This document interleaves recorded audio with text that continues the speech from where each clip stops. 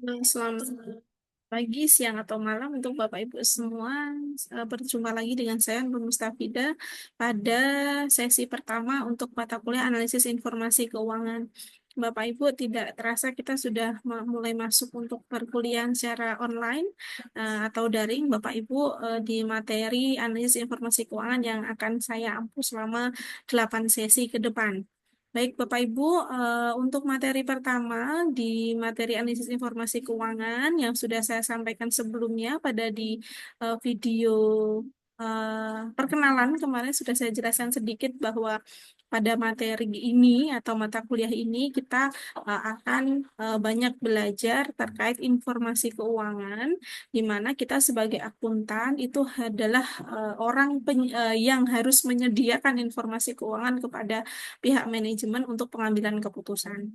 Nah, informasi keuangan yang akan kita hasilkan itu bisa kita lihat dari laporan keuangan. Dari laporan keuangan tersebut, kita akan mengolah angka yang sudah tersedia dalam laporan keuangan, kemudian kita analisis informasinya, yang nanti analisis informasi itu akan kita berikan kepada manajemen untuk pengambilan keputusan strategis maupun keputusan jangka pendek. Nah, baik, dalam materi satu ini saya akan menjelaskan terlebih dahulu apa sih yang harus Bapak Ibu dan rekan-rekan capai ketika Bapak Ibu belajar pada sesi pertama. Jadi sesi pertama ini masih gambaran umum ya Bapak Ibu terkait konsep dasar analisis laporan keuangan serta analisis kebijakan akuntansi terhadap kondisi keuangan perusahaan. Nah, kalau kita bicara kebijakan akuntansi, maka di dalam akuntansi keuangan, kalau kita membuat laporan keuangan, pasti ada standar-standar yang kita ikuti, di mana standar itu sudah disajikan dalam bentuk PSAK ya. Kalau sekarang adalah kita menggunakan PSAK yang mengadopsi dari IFRS. Nah, Bapak Ibu, di materi pertama nanti ada dua modul, dari modul satu dan modul 2. Jadi modul satu nanti terkait konsep dasar analisis laporan keuangan, kemudian analisis kebijakan akuntansi ada di modul 2. Bapak Ibu untuk modulnya, Bapak Ibu bisa mengakses di RBV atau modul-modul yang lain, bisa dalam bentuk video, YouTube, ataupun materi yang lain yang dapat Bapak Ibu pertanggungjawabkan ketika nanti digunakan untuk bahan diskusi pada setiap sesi. Nah, untuk sesi pertama, kita akan membahas dulu terkait gambaran umum analisis laporan keuangan itu seperti apa. Jadi nanti Bapak Ibu harapannya Bapak Ibu dan rekan-rekan bisa eh, secara khusus ya mampu menjelaskan terkait bagaimana sih konsep dasar dari analisis keuangan. Apa sih yang biasanya kita sebagai akuntan itu menganalisis laporan keuangan? Karena kalau sebagai orang awam ketika melihat laporan keuangan maka hanya bisa melihat oh asetnya 1 M. Kemudian kewajibannya 500 juta, ekuitasnya 500 juta. Nah, itu maksudnya apa? Kita sebagai akuntan harus bisa menyediakan informasi. Oh, dari laporan keuangan ini ternyata berapa persen sih aset itu bisa digunakan untuk menghasilkan laba perusahaan. Nah, maka kita bicara terkait analisis rasio keuangan. Nah, nanti Bapak Ibu bisa belajar analisis rasio keuangan dalam modul satu dan 2. Kemudian bagaimana sih cara menganalisis laporan keuangan? Kita harus membandingkan akun apa dengan akun apa begitu ya. Kalau kita mau melihat kemampuan aset dalam menghasilkan laba ya berarti kita bandingkan total aset dengan laba. Nah, jadi berapa persen profitabilitas dari perusahaan. Nah, itu biasanya dikenal dengan analisis rasio keuangan yaitu profitabilitas. Kemudian sebelum masuk ke situ nanti Bapak Ibu juga belajar terkait kebijakan atas kondisi keuangan perusahaan. Jadi kapan sih perusahaan harus menggunakan PSAK dan kapan tidak?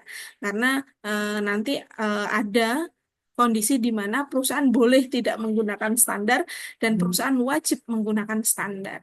Kemudian ada beberapa analisis, bisa analisis cash flow. Berarti kalau analisis cash flow, kita akan menganalisis akun-akun pada cash flow. Nah, jadi cash flow nanti ada beberapa komponen ya. Kemudian ada analisis aset, berarti akun-akun aset, kemudian ekuitas dan kewajiban, analisis kinerja perusahaan. Nah, kinerja perusahaan yang paling sering digunakan. Kalau sekarang saya lihat ini Bapak Ibu dan rekan-rekan sudah berada di semester 6, artinya sebentar lagi sudah masuk ke penulisan ilmiah ya, karya ilmiah. Nah, biasanya banyak mahasiswa yang membahas terkait kinerja perusahaan. Nah, kinerja perusahaan itu bisa tergambarkan atau terinformasikan dari laporan keuangan Bapak Ibu. Tapi kalau kita tidak bisa menyajikan dalam bentuk analisis ya tidak bisa tergambarkan bagaimana kinerja perusahaan akan bagus atau buruk pada tahun yang diteliti ataupun tahun berjalan. Kemudian sampai nanti juga ada pembahasan terkait manajemen laba. Nah, ini beberapa materi. Kemudian saya akan mencoba membahas sedikit terkait materi inisiasi yang sudah kami upload dalam e-learning. Jadi nanti terkait gambaran umum dan konsep dasar analisis laporan keuangan. Nah, ini sudah kami sediakan di materi inisiasi yang Bapak Ibu bisa akses dalam e-learning. Nah, kalau kita lihat di sini Bapak Ibu, kalau kita bicara informasi keuangan, maka untuk siapa sih informasi keuangan tersebut? Nah, informasi keuangan bagi akuntan itu tersaji dalam yang namanya laporan keuangan. Siapa sih penggunanya begitu ya? Kalau dilihat dari standar akuntansi keuangan dari SAK, ada beberapa orang yang menggunakan atau pengguna laporan keuangan, mulai dari investor ketika dia berinvestasi untuk menentukan apakah berinvestasi ke perusahaan A, B, atau C, maka dia harus menghitung mana yang lebih menguntungkan. Nah, lebih menguntungkan ini bisa dilihat dari laporan keuangan. Oh, kalau laporan keuangannya menunjukkan bahwa perusahaannya sehat, dilihat dari laba, ya investor berani berinvestasi. Maka investor juga pemakai laporan keuangan. Karyawan juga pengguna, pemberi pinjaman atau kreditur. Nah, kalau pemberi pinjaman ini contohnya bank. Jadi kalau perusahaan mau pinjam bank itu nanti bank akan menilai apakah perusahaan mampu untuk membayar atas pinjaman tersebut. Sehingga apa yang akan dilihat oleh bank ya laporan keuangan. Jadi mulai dari UMKM hingga perusahaan besar, ketika mereka akan meminjam ke bank, maka instrumen yang harus ada, syarat utamanya adalah laporan keuangan. Karena laporan keuangan akan digunakan oleh pemberi pinjaman atau kreditur untuk menilai apakah perusahaan sehat atau tidak. Kemudian supplier. Nah, supplier juga pelanggan, customer, pemerintah. Nah, kalau pemerintah berarti ada tujuannya untuk pajak ya Bapak Ibu. Kemudian masyarakat. Nah, kalau kita lihat apa sih tujuan dari analisis keuangan yang kita akan pelajari selama 1 semester ini, maka tujuannya sangat banyak ya Bapak Ibu. Salah satunya tadi untuk membantu investor dalam berinvestasi, kemudian pemberian kredit, kesehatan pemasok, kesehatan pelanggan, dan lain-lain. Jadi kita bisa menganalisis ini dari 1 sampai 9 itu menggunakan informasi keuangan yang disajikan oleh akuntan. Kemudian kalau kita bicara terkait standarnya bagaimana? Kapan kita harus pakai standar dan tidak begitu ya? Kalau kita bicara terkait laporan keuangan yang disajikan kepada publik, maka perusahaan wajib menggunakan standar. Kalau dulu namanya PABU atau GP, kalau sekarang kita sudah menggunakan PSAK ya Bapak Ibu karena sudah apa namanya mengadopsi dari IFRS. Nah, kapan perusahaan itu tidak perlu menggunakan standar ketika informasi keuangan itu tidak digunakan secara eksternal, tapi digunakan untuk internal saja. Contohnya adalah informasi terkait kebijakan-kebijakan manajemen. Nah, terkadang ada informasi keuangan yang harus disediakan akuntan kepada manajemen yang dia sifatnya hanya internal. Nah, kalau informasi ini adalah sifatnya internal dan untuk keputusan internal, maka akuntan tidak perlu menggunakan standar dalam menyusun laporan tersebut. Tapi kalau laporan keuangan dia dipublikasi dalam IDX atau bursa, maka laporan keuangan harus mengikuti standar nasional. Kalau di Indonesia adalah PSAK yang disusun oleh DSAK.